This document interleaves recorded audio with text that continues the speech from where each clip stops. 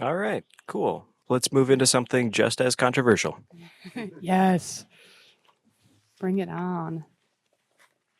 It's community radio, so Okay, this is a writing entitled A Way In. Autumn Olive, Culture, Care.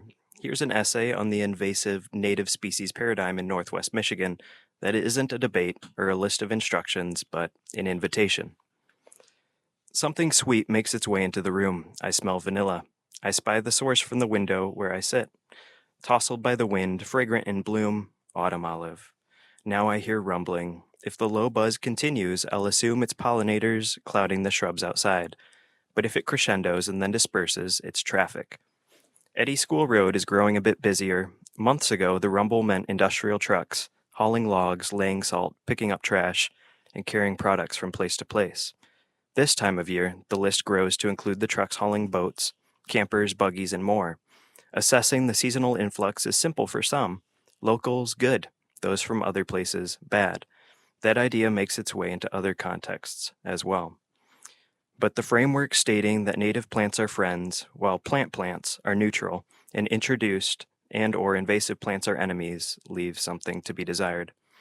First, this writing won't offer a tidy list of recommendations. The topic is too complex for a small container like this, and it won't be framed as a debate either.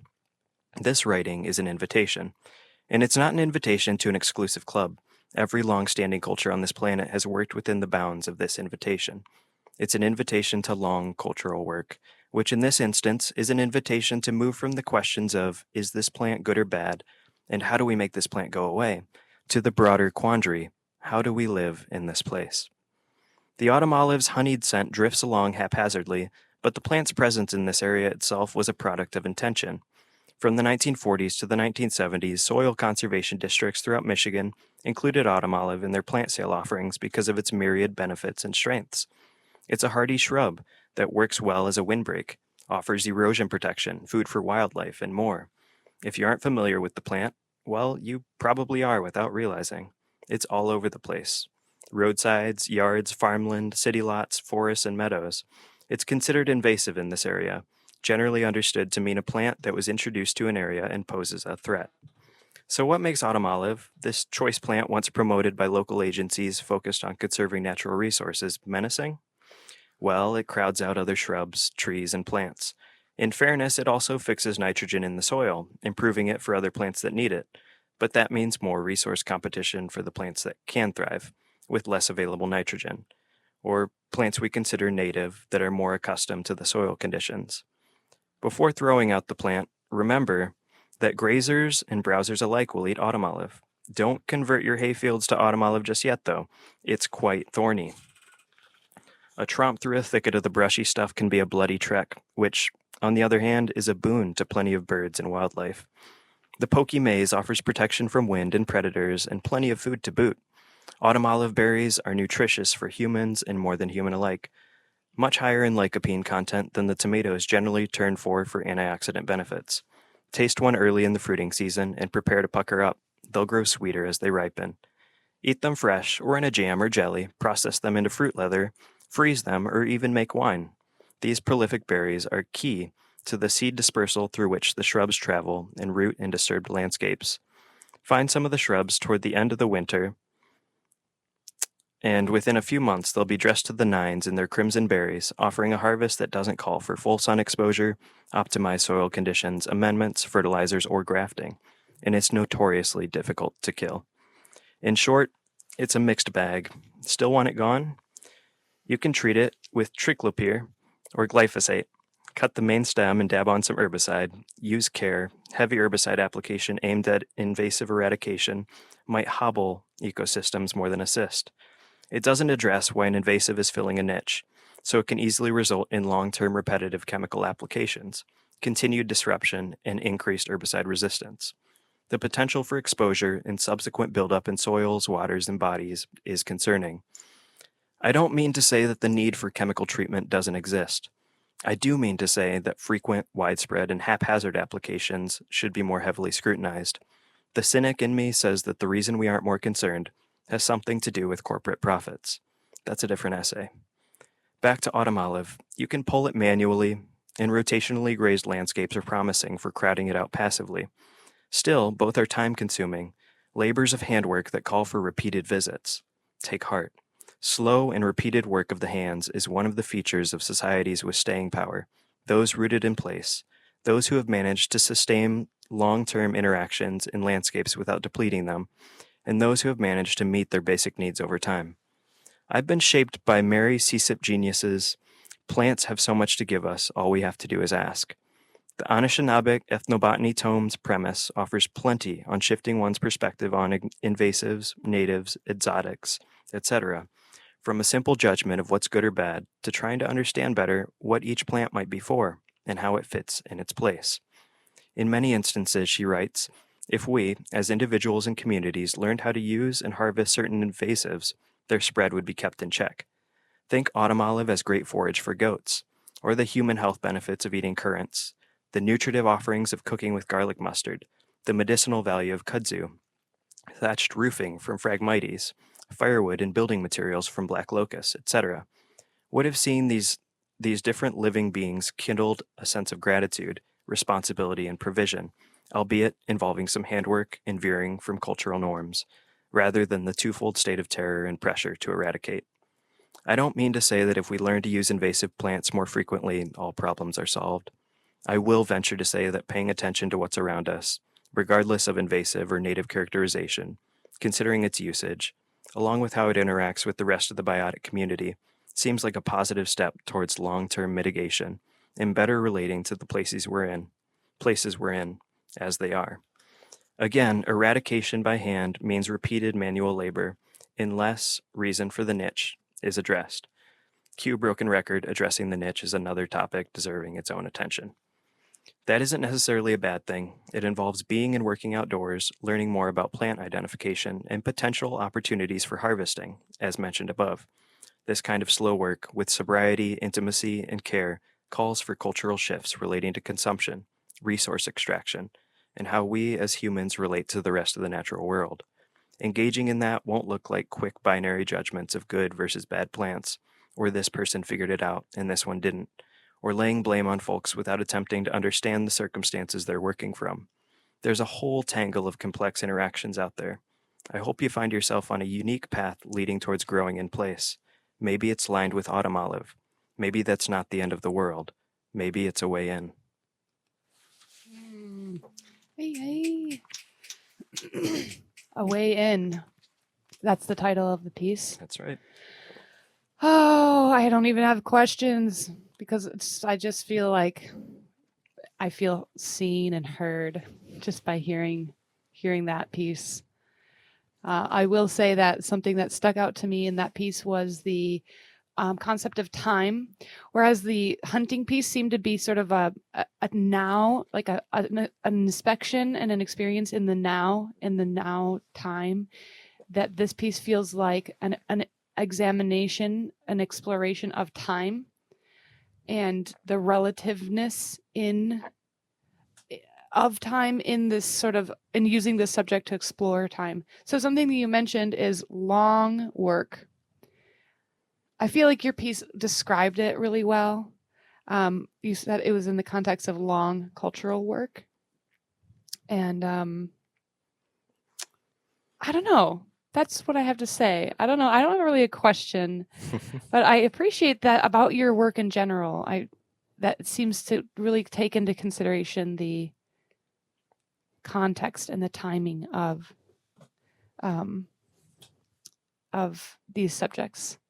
And I do feel invited into the subject too, because I've had some hot debates with people about autumn olive, and it's like, okay, you care a lot, and I kind of care, but I can also play devil's advocate right now, and it's interesting, and I've learned a lot through that process. But the idea of hating a plant for the sake of it being a plant in the place that it finds itself is sort of like, okay, what's going on here? Yeah, I don't even know what to say. That's a really beautiful, Thank you. analogy, just for, I feel like, so much of what we're experiencing collectively as a species, and I really appreciate the intersection of how you speak about these things. I just recently realized I'm, obviously such a big fan of bees, And I just was recently reading something the other day about how our bee is not indigenous to this land. And so, there's this I feel a falling away right now around judgment. And it's not to say that it's kind of the opposite. To decolonize our minds, it's like we have to get rid of the hate and cultivate appreciation. And I really appreciate your reverence and connection to the Anishinaabe teachings and the medicine that's continuing to flow from that incredible indigenous culture to all of us here in this region and in the States. And I just feel like there's such a deep need for just an opening and a welcoming of all of these different things that can be confusing and can be triggering and can be activating and hard, but can also be really profoundly beautiful and tender and alive and educational and uplifting when we really open up. Thank you. Yeah, thank you. I'd love, if it's okay, to jump into one song, and then we'll come right back and we're going to do a third reading with you. That sounds great. Awesome.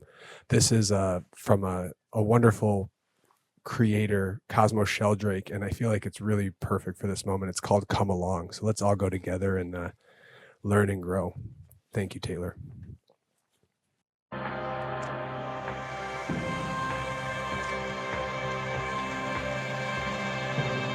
Come along, catch a half a lump.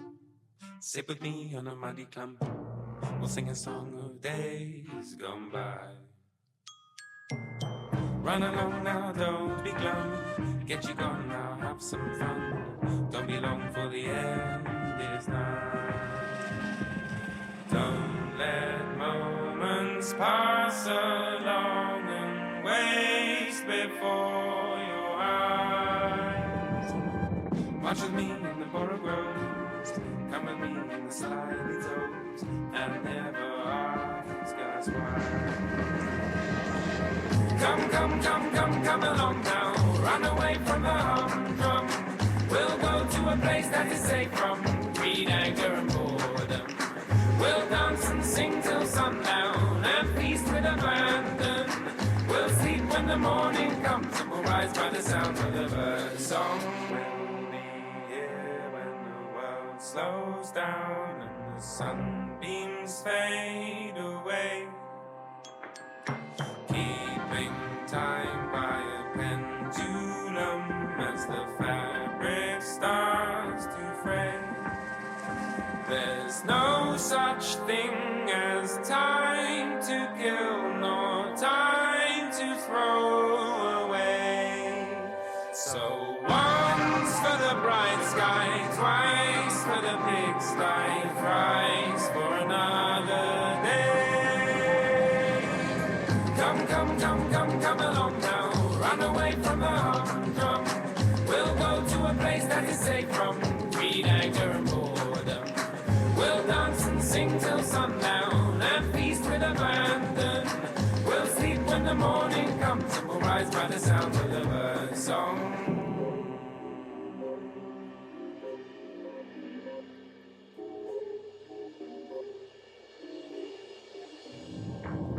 Come with me, catch a rare type specimen. Cuddle up with a hesitant skeleton. We'll break our fast with friends. Once we're fed, we shall disappear rapidly. Many moons to the west of here and happily. Our journey never ends. Shut your ears when sirens sing. Tie armbands to your feet. Listen up and you won't go wrong again. Float along on the verseless song and then get to where the two ends meet. Come along now. Run away from the humdrum. We'll go to a place that is safe from greed, anger and boredom. We'll dance and sing till sundown and feast with abandon. We'll sleep when the morning comes and we'll rise by the sound of the bird song.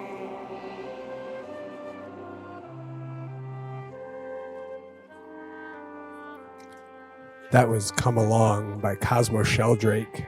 You're in the studio at 100.1 FM Woo Woo Radio in Alberta, Michigan.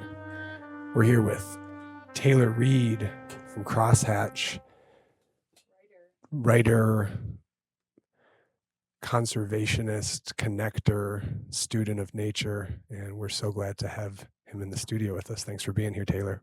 Be here. Thank you.